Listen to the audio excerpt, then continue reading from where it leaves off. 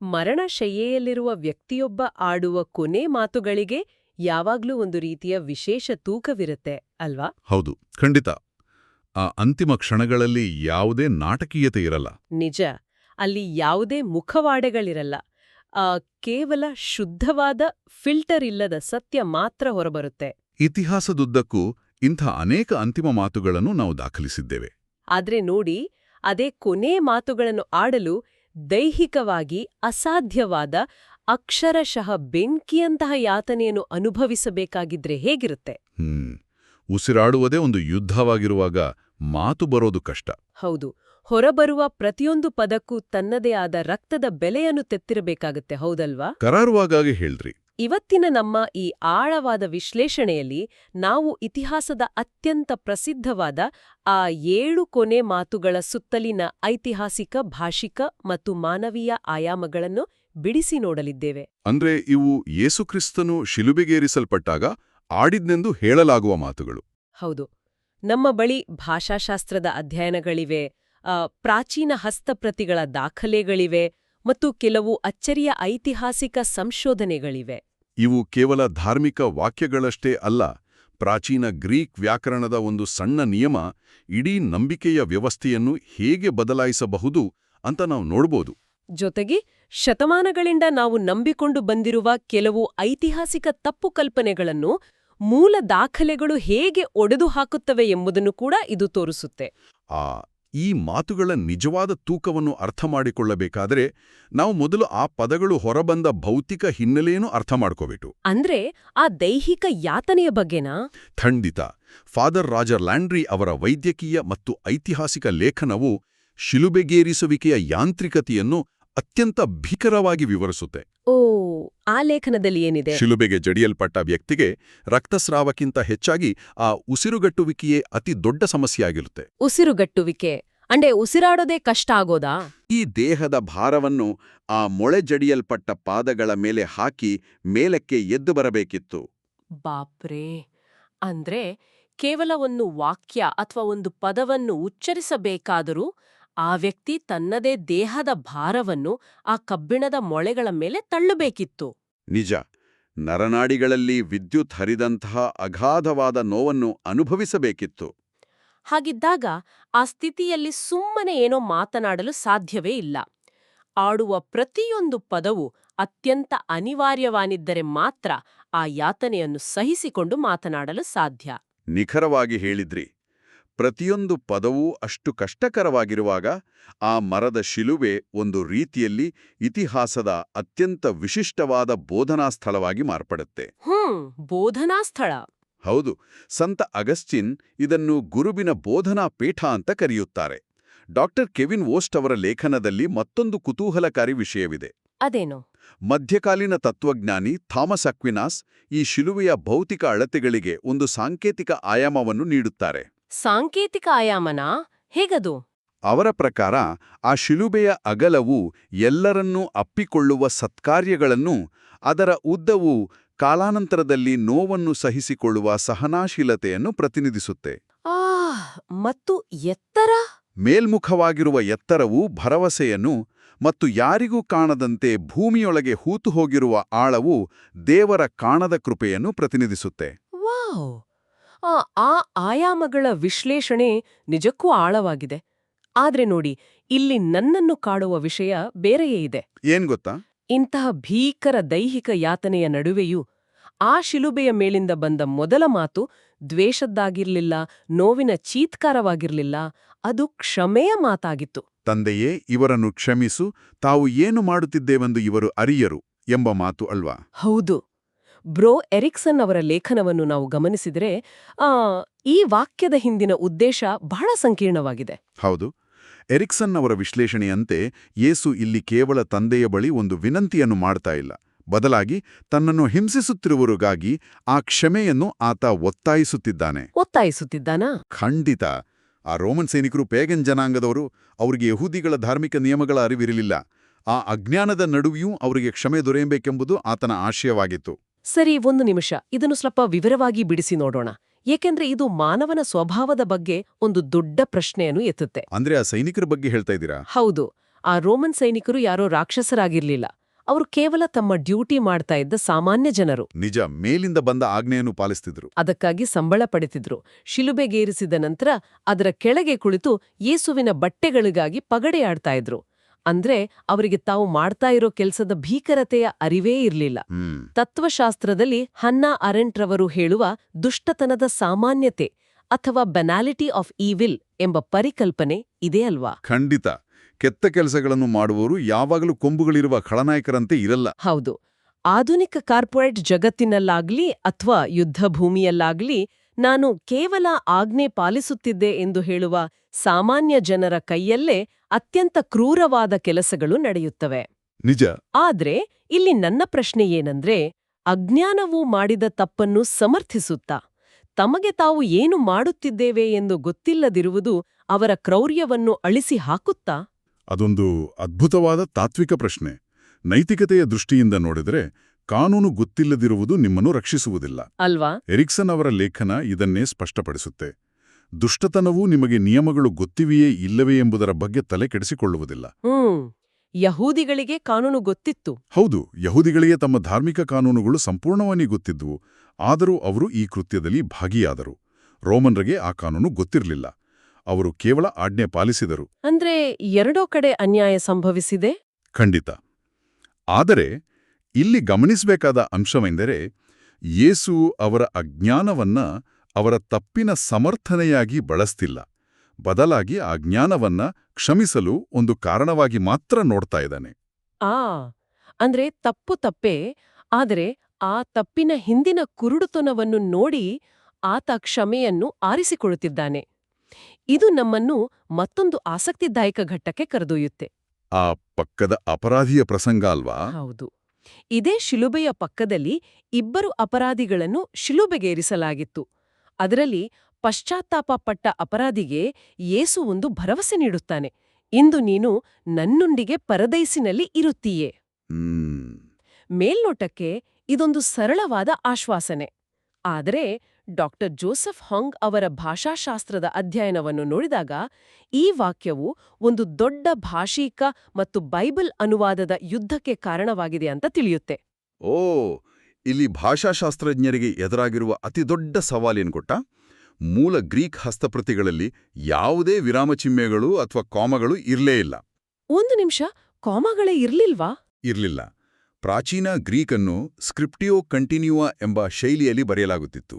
ಅಂದ್ರೆ ಪದಗಳ ನಡುವೆ ಯಾವುದೇ ಸ್ಪೇಸ್ ಇರುತ್ತಿರಲಿಲ್ಲ, ಕಾಮಾ ಇರುತ್ತಿರಲಿಲ್ಲ, ಫುಲ್ ಸ್ಟಾಪ್ ಇರುತ್ತಿರಲಿಲ್ಲ. ಏನೋ ಒಂದೇ ಒಂದು ಸ್ಪೇಸ್ ಕೂಡ ಇಲ್ದೆ.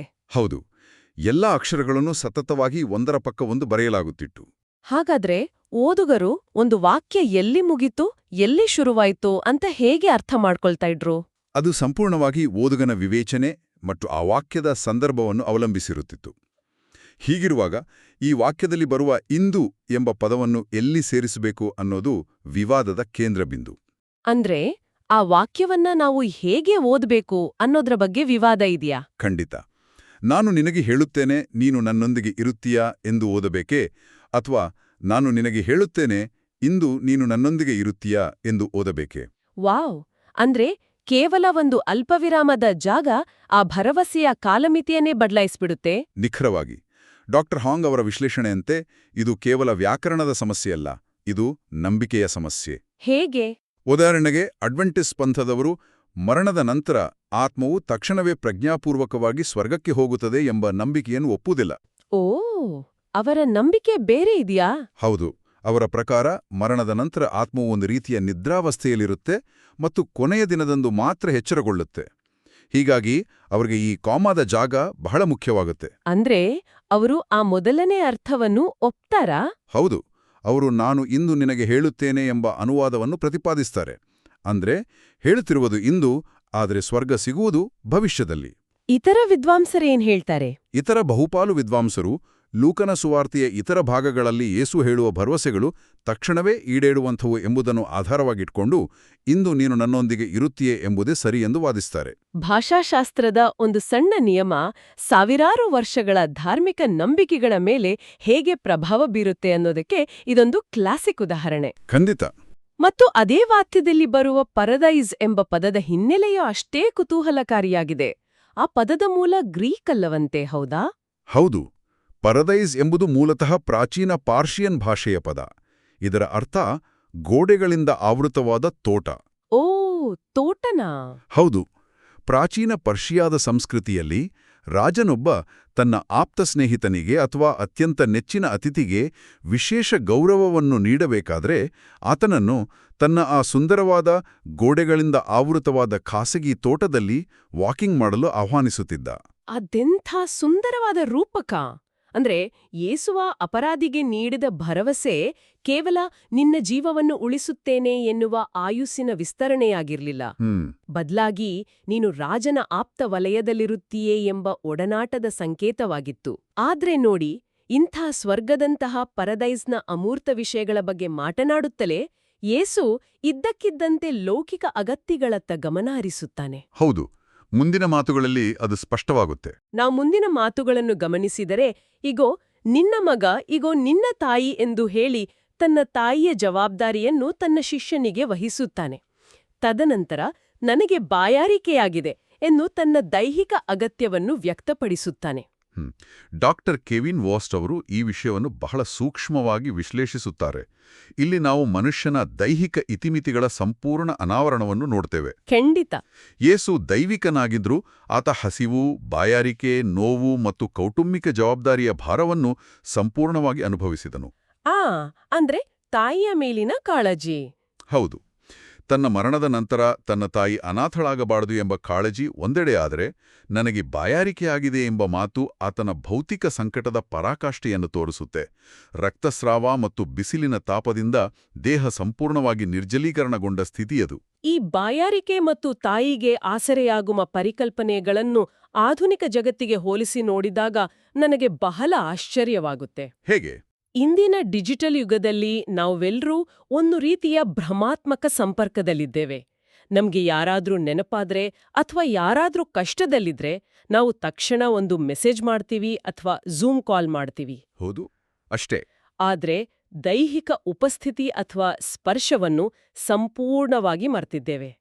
ಯೇಸುವಿನ ಬಾಯಾರಿಕೆಯು ಮನುಷ್ಯರಿಗಿರುವ ನೈಜ ದೈಹಿಕ ಅಗತ್ಯಗಳನ್ನು ನಮಗೆ ನೆನಪಿಸುತ್ತೆ. ನಿಜ. ಯಾರೋ ಒಬ್ರು ಅಕ್ಷರಶಃ ಬಾಯಾರಿಕೆಯಿಂದ ಬಳಲ್ತಿರುವಾಗ ಅವರಿಗೆ ಕೇವಲ ಒಂದು ವಾಟ್ಸಾಪ್ ಮೆಸೇಜ್ ಕಳುಹಿಸುವ ಮೂಲಕ ಕುಡಿಯಲು ನೀರು ಕೊಡಲು ಸಾಧ್ಯವಿಲ್ಲ. ಅದಕ್ಕೆ ನಿಮ್ಮ ಭೌತಿಕ ಉಪಸ್ಥಿತಿ ಬೇಕೇ ಬೇಕು.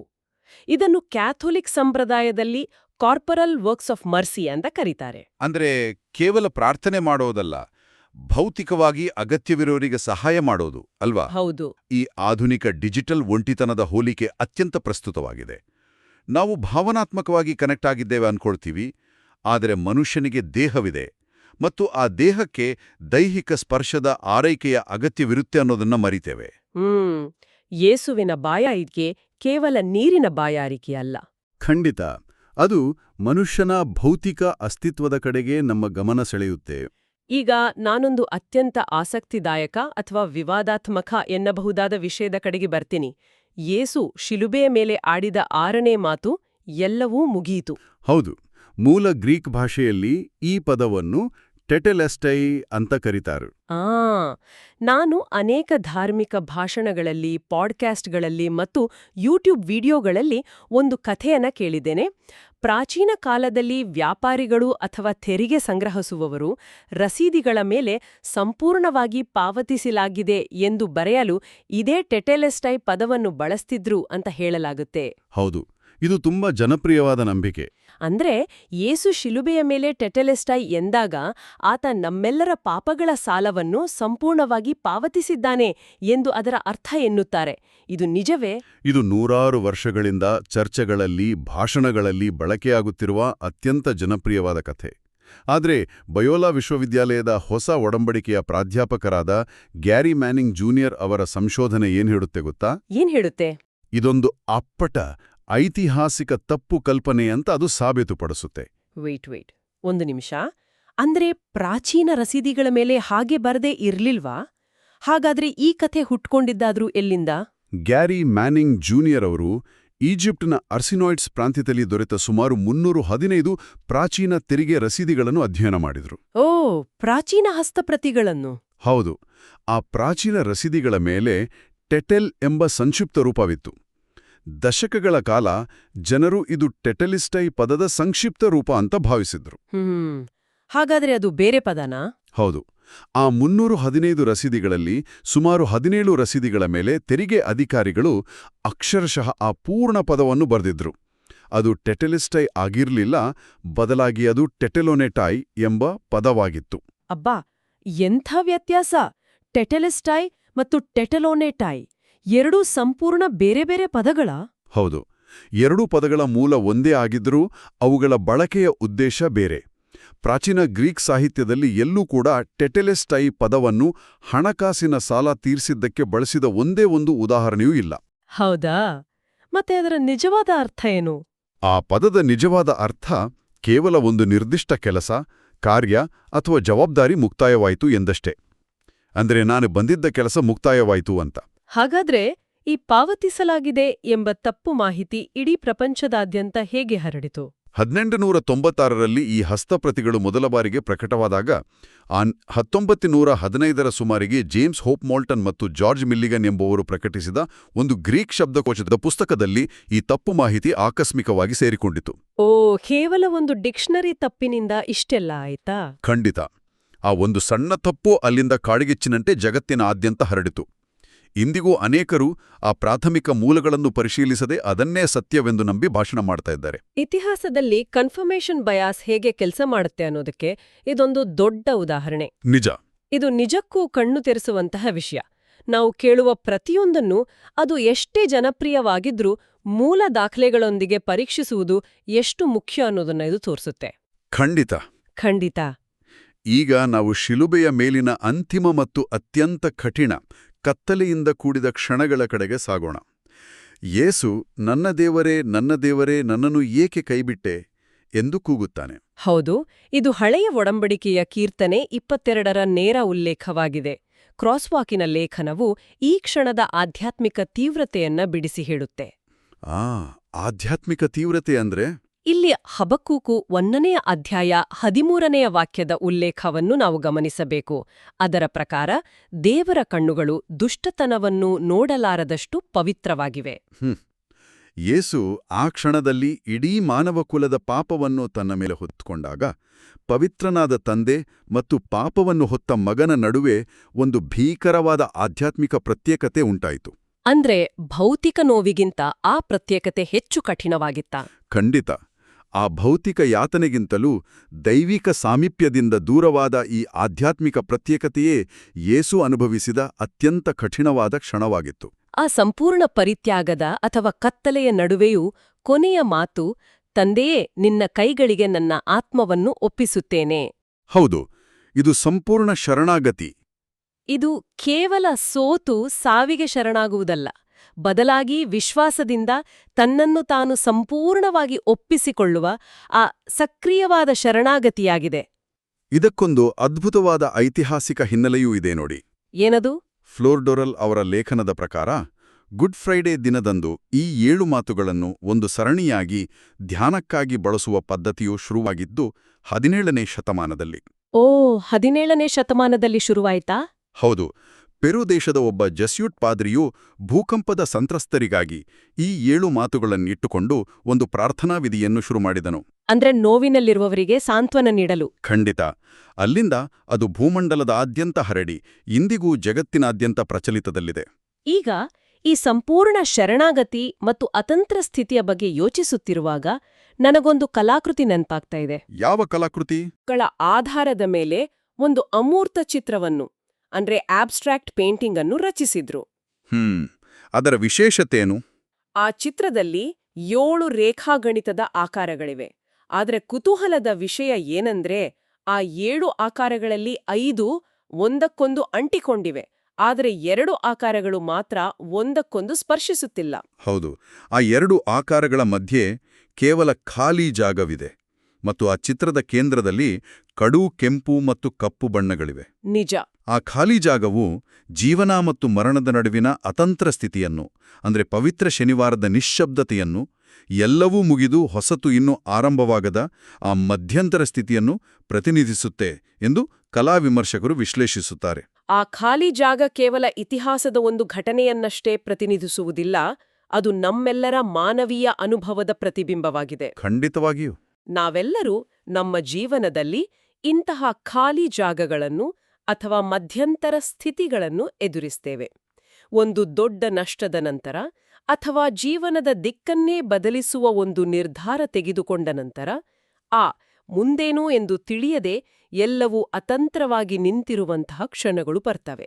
ಹೌದು, ಆ ಅತಂತ್ರ ಸ್ಥಿತಿ ಬಹಳ ಕಷ್ಟಕರ. ಯಾವುದೇ ಸ್ಪಷ್ಟ ಉತ್ತರವಿಲ್ಲದೆ, ಹಳೆಯದು ಮುಗಿದು ಹೊಸದು ಇನ್ನೂ ಶುರುವಾಗದ ಆ ಅತಂತ್ರ ಸ್ಥಿತಿಯಲ್ಲಿ ಕಾಯುವ ತಾಳ್ಮೆ, ಆ ಕತ್ತಲೆಯಲ್ಲಿ ನಿಲ್ಲುವ ಧೈರ್ಯವನ್ನು ನಾವು ಹೇಗೆ ಕಂಡುಕೊಳ್ಳುತ್ತೇವೆ?